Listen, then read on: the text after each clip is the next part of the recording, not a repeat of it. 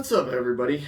I'm back in the shop today, and today I just wanted to talk about how there are so many people out there that are not letting their lack of tools or space keep them from jumping into doing some woodworking or making of any kind. I think it's easy to see those really well thought out, highly skilled projects on YouTube or Instagram, or even just pictures on a blog post, and start to feel like, what's the point? People out there are so much better than me. I don't know how I'm gonna learn how to do this.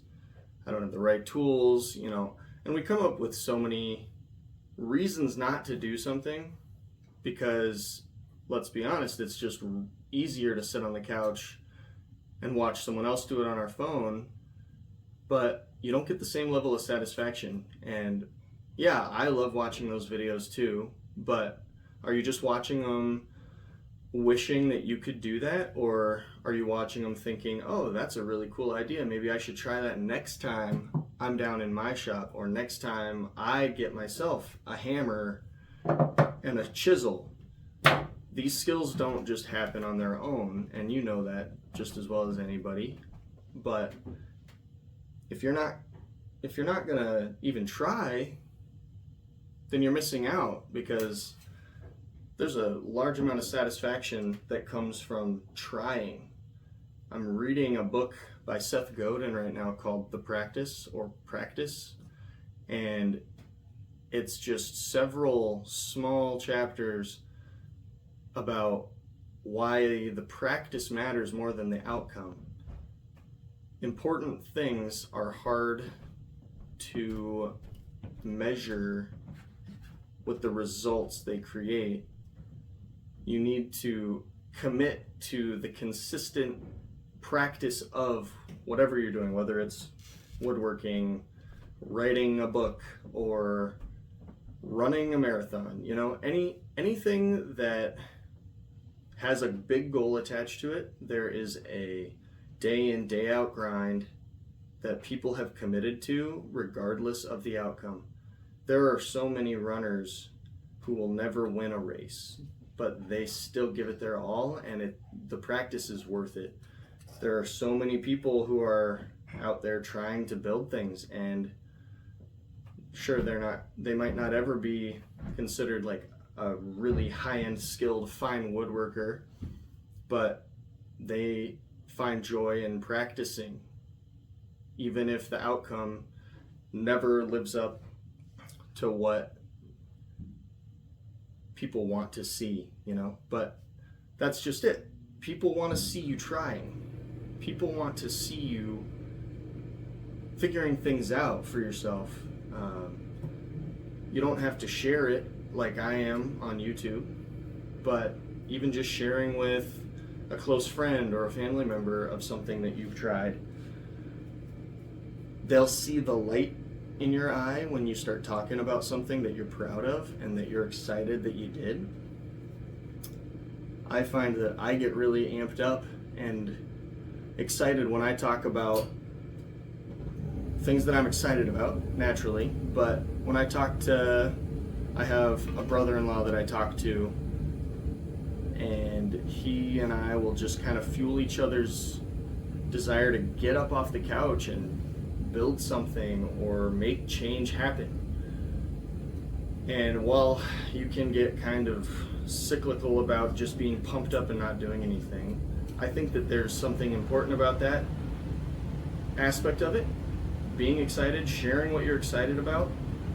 And I have found that by coming here and recording in my shop, I'm spending more time down here than I have in months, maybe even a year or so, just because I'm making an intentional effort to be down here thinking about things that I want to make and share. And obviously, if you guys want to share anything that you want me to talk about, I'm happy to share anything, any knowledge I have, any experiences I have. But first and foremost, this is kind of just to get me down here more, and a little bit of commitment, because I don't want to have a dead channel that never posts. So it kind of keeps me thinking about, okay, I got to commit to being consistent, right? Even if, like tonight, I don't know exactly what I'd like to work on. I've got a long list. I have some projects, like I started filming how to make this little rabbit plane. It's a Paul Sellers tutorial on YouTube, and I made it a little ways through, and now I just tidied up the shop. It was getting kind of dusty, covered with shavings and whatnot, cluttered, and with a small workbench. I just need to keep up on that, so I'm working on that too. But that's another part of the practice, being in the place where work is happening. You're going to be forced to say, oh wow, this is not a good workspace that I have right now, I need to clean it up. And then once you get it cleaned up, you just feel this calm about you, and you start to think, okay, now I can wrap my head around the next step of this project. Or, oh, I have this house project that has been nagging me in the back of my mind.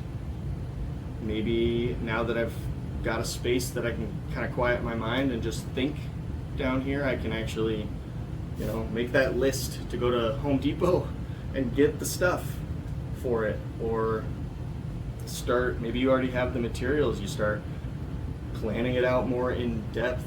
How am I going to make this happen? What's the order of things I want to do? There's no shortage of excuses that you could come up with, that I could come up with. I have kids, I have a wife, I have a house, and I'm very thankful for all those things. But if I recognize that this is a space that maybe helps me clear my mind, maybe it can actually help and improve other parts of my life by having this as my creative outlet. As I think I've mentioned before, I work as a software engineer, and I'm always sitting at my desk. Just sometimes I get really antsy about wanting to move around and wanting to get my hands on something, just having something to fidget with at my desk. I would say that I easily can get distracted if I'm not finding a way to be interested in what I'm working on. But if I'm able to hold something or fidget with something, it helps me to keep my mind focused.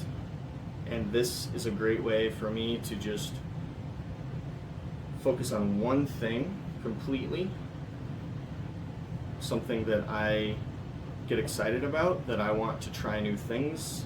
It's very therapeutic, and I want to encourage other people to consider trying something like this. It doesn't have to be woodworking. It can be really any craft. Arguably, it could be anything that you're excited about, that you find joy in just doing it for the sake of doing it.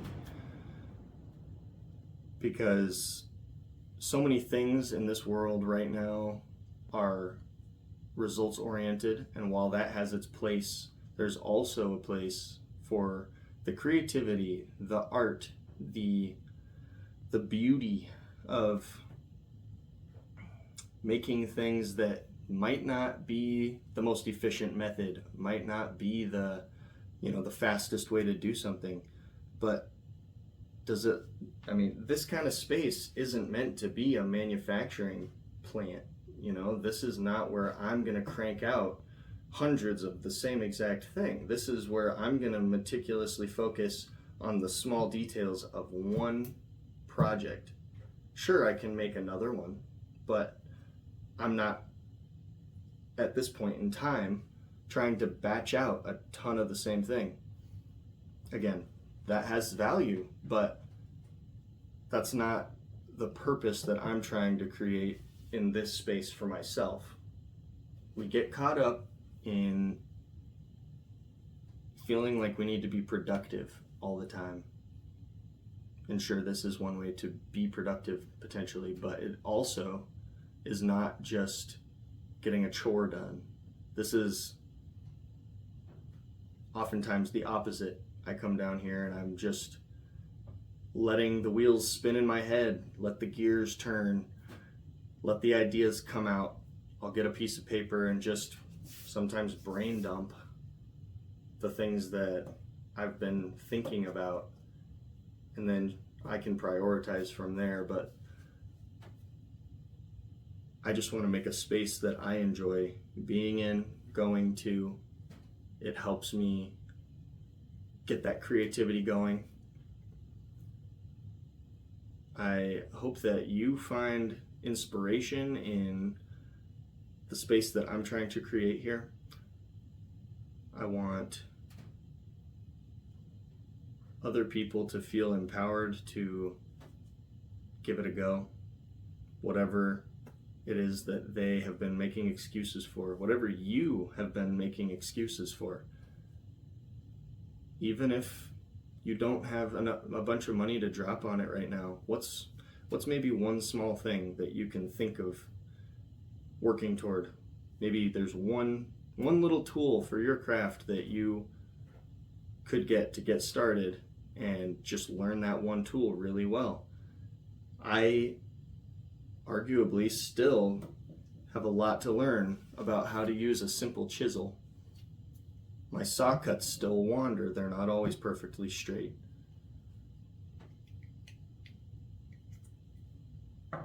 We often try to skip ahead and ignore learning the basics because we want to just jump to the big masterpiece, or the big project that feels more impressive to us. But if we can find a way to enjoy learning the little things, then we're going to become better makers.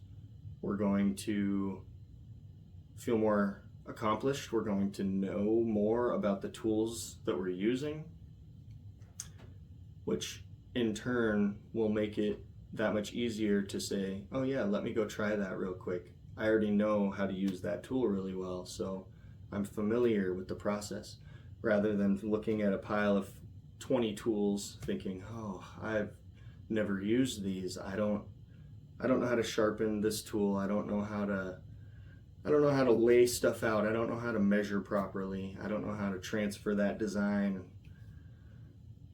Don't beat yourself up. Just, what they say, you eat an elephant one bite at a time. Just start taking bites and you'll get there. So with that, I'd like to encourage you to maybe mention what you've been putting off. What have you been making excuses for that you want to get back into or start with? And with that, I'll say thanks for watching, and I would love to see you on the next one. Thanks. Thanks for watching. This is Brian DeVries in his basement shop. Peace. That was cooler in my head.